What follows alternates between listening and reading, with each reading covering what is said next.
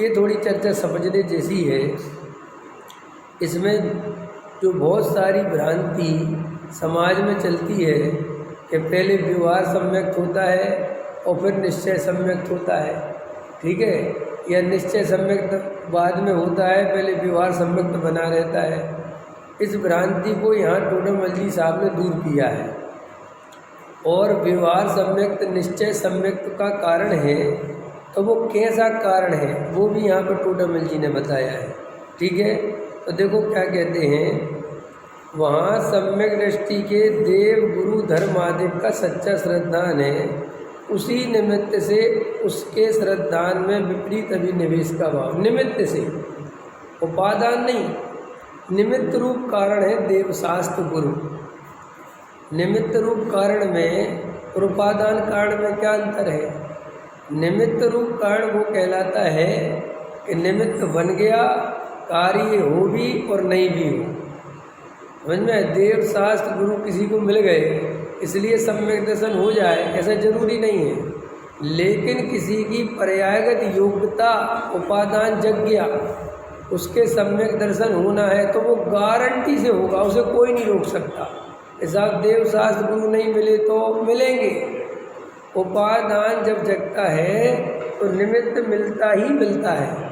इसलिए जिन जीवों को निमित्त की दृष्टि है वे ऐसी मान्यता से जीते हैं कि निमित्त मिलेगा तो कार्य होगा, और जिनकी सम्यक दृष्टि है वे अंदर से जानते हैं कि निमित्त से कार्य नहीं होता, कार्य तो उपादान से होता है।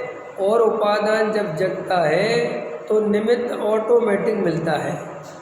निमित्त कहीं ढूंढने नहीं जाना पड़ता, लेकिन दिखता ऐसा है कि निमित्त से कार्य होगा, क्योंकि उपादान तो दिखाई देता नहीं। अब देखो कैसे कि जैसे हम सबको देवशास्त्र गुरु का निमित्त मिल गया, और आज से नहीं 20 साल से मिला हुआ है, किसी को 30 साल से मिला हुआ है, लेकिन सम्यक दर्शन नहीं हुआ। अब निमित्त में क्या कमी है? निमित्त तो है ना अपने पास। ये वीतरागता की बात, 7 तत्वों की बात तो 20 साल पहले सुन ली थी, लेकिन सम्यक दर्शन नहीं हुआ। तो सम्यक दर्शन क्यों नहीं हुआ? क्योंकि पर्यायगत योग्यता नहीं है, उपादान नहीं जगा। तो निमित्त, अभी निमित्त कहलाएगा कि नहीं कहलाएगा? तो एक तो निमित्त की परिभाषा ये समझो, जब कारण हो, जब कार्य हो तब निमित्त कहलाता है। अगर वो कार्य नहीं हो तो काय का निमित्त? लोक में भी व्यवस्था है। जैसे मान के चलो मेरा आपसे कोई काम है और वो काम नहीं हो तो मैं ये कहूँगा कि ये निमित्त है, इनके निमित्त से हुआ। अरे कुछ हुआ ही नहीं तो काय का निमित्त? पहले वो कार्य हो तो अपन निमित्त पे आरोप लगाते हैं। ऐसे अपन देवशास्त्र गुरु ये सम्यक दर्शन में कारण तब माने जाते हैं, निमित्त तब माने जाते हैं जब हमें सम्यक दर्शन हो जाए।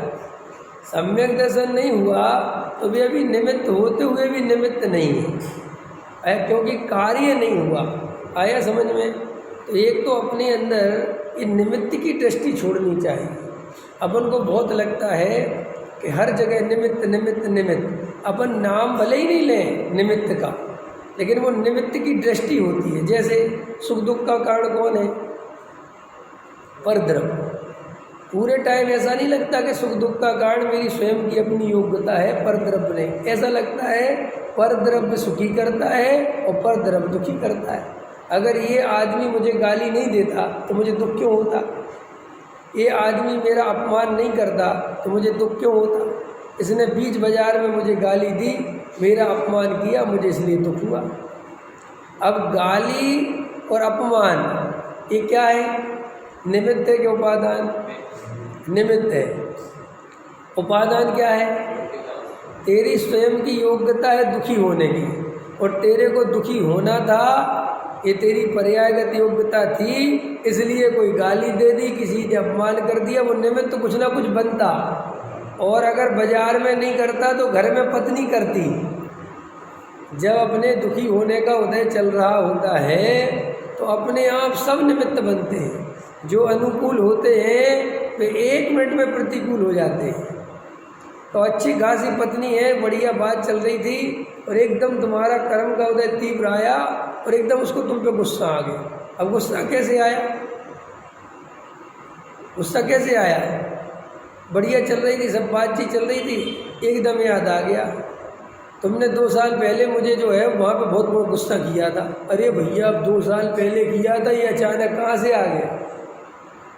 तो तुम्हें लगता है कि ये अच्छी पागल है? पागल नहीं है, तुम्हारा कर्म का उदय प्रबल हो गया है। अब तुम्हें कुछ ना कुछ निमित्त बनेगा क्रोध का। ये विज्ञान तुम्हें समझ में आ जाए तो अनंत शांति हो जाए चित्त में। क्यों? क्योंकि अपने को लगता है कि इसके कारण क्रोध आया, तो अपन उसमें बदलाहट करते हैं, उसमें चेंज करते हैं, उस पर गुस्सा करते हैं, तो वो डबल हो जाता है। जबकि अगर अपने को अंदर में गाली कोई दे और अंदर ये भाव रहे कि मेरा कोई पूर्व कर्म को तीव्र हो रहा है, कोई दुखी होने का काल आ रहा है इसलिए गाली दे रहा है, तो अपने आप ही इतना विचार करे तो कर्म की ताकत नहीं है कि उसको फिर दुखी कर दे। कर्म कमज़ोर पड़ जाता है। कर्म बलवान कब होता है? जब तुम मिथ्यात्व के कारण ऐसा मानते हो इस पर द्रव्य के कारण मेरे को क्रोध आ रहा है, तो वो डबल ताकत लग जाती है।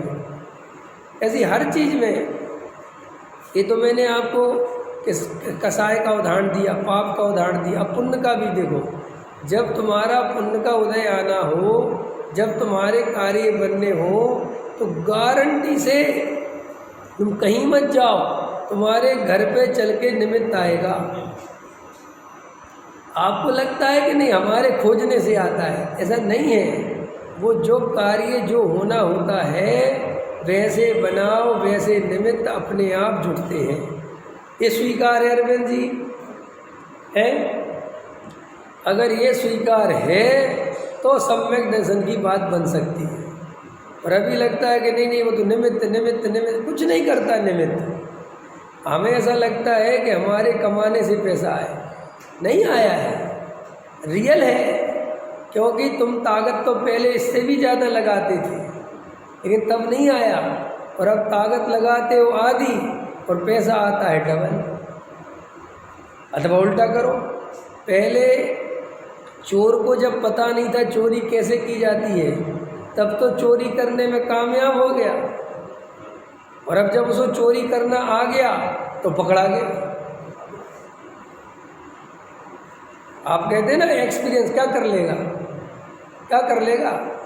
उदय जब खराब आता है, अच्छे अच्छे सट्टेबाज जो किंग माने जाते हैं सट्टा लगाने के, रोड पे आ जाते हैं।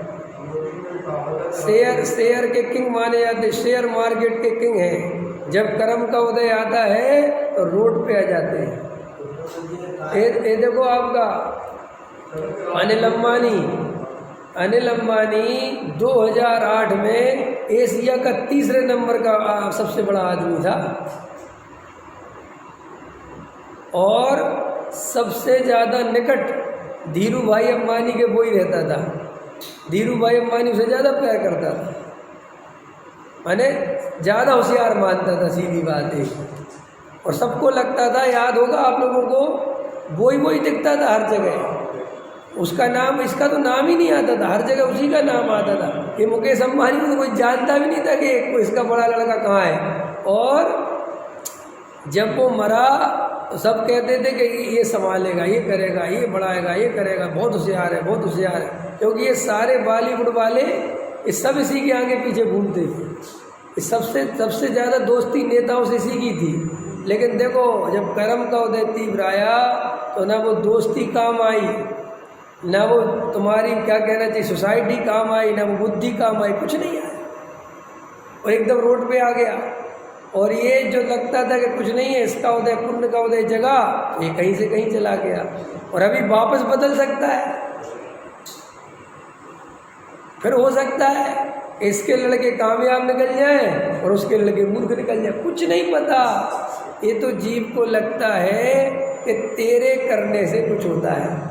अपन अपने बेटे की इतनी चिंता करते हैं ये, लेकिन ये भूल जाते हैं कि वो अपना कर्म का उदय प्रति समय साथ में लेके चल रहा है, और तुम्हारी चिंता करने से कुछ भला होने या बुरा होने वाला है ही नहीं।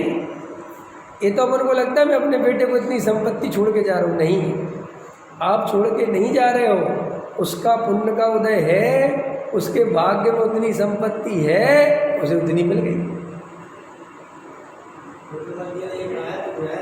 अगर पुत्र प्राप्ति की वांछा हो तो विवाह आदि करे तो निमित्त मिलाता है कि नहीं मिलाता? बराबर ऐसा है ना कि भाई वो विवाह आदि करे, लेकिन पुत्र विवाह आदि के उससे नहीं, वो तो जो होगा तो होगा, तू मिलाता रहे, नहीं होना होगा तो नहीं होगा। तो साहब पर विवाह आदि, अरे तू है कहाँ विवाह आदि का करता? अगर तेरे को पुत्र होना है तो विवाह आदि भी होंगे। अगर तेरे जीवन में, मैंने ही बताया ना, आप वस्तु को अधूरा मत समझो, वस्तु पूरी है। कैसी पूरी है? जो कार्य जैसा होना है उसके लिए जैसी सामग्री चाहिए वो बिल्कुल वैसी सामग्री अपने आप मिलती है, तुम्हें मिलानी नहीं पड़ती, तुम करता नहीं हो।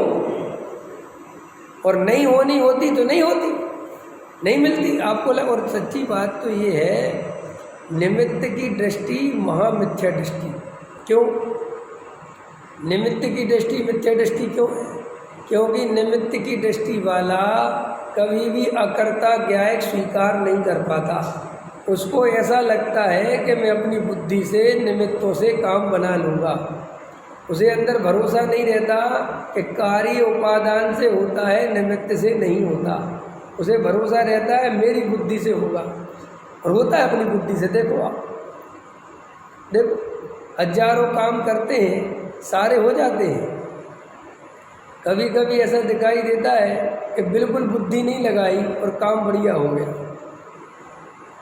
और बुद्धि लगाई काम बिगड़ गया। ऐसा भी क्या हुआ कि बुद्धि लगा के ही बिगड़ना था वो। समझ में आया कि नहीं आया? हाँ, अच्छा खासा जीवन चल रहा था। अब रामचंद्र जी का देखो उदाहरण है अपने पास। क्या कमी थी रामचंद्र जी में? सीता में क्या कमी थी? लक्ष्मण में क्या कमी थी? कोई बात थी क्या? कोई उनने गलती करी थी क्या? कुछ भी नहीं। बढ़िया उनको राजा बनना था, घोषणा थी, बड़े लड़के थे, सब बातें थी, कोई राजा प्रजा कहीं कुछ तकलीफ थी नहीं। लेकिन अचानक वो उदय तीव्र हुआ तो उसको ऐसा भाव आया कि मेरा बेटा बनना है। जब वो मंथरा पहुंच गई, ये पहुंच गया, ये सब निमित्त के कथन हैं। उपादान जब जगता है तो बिल्कुल वैसी बुद्धि हो जाती है। अभी देखो सीता का हिरण वाला उदाहरण मिलता है ना, कि सोने का मृग। ना तो रामचंद्र जी की बुद्धि काम कर रही है, सोने का कोई मृग होता है, न सीता की बुद्धि काम कर रही है भैया काय को मैं जंगल में इतना सोना चांदी तो छोड़ के आ गई, मैं राजपाट छोड़ के आ गई, और वहाँ एकदम सोने का मृग है।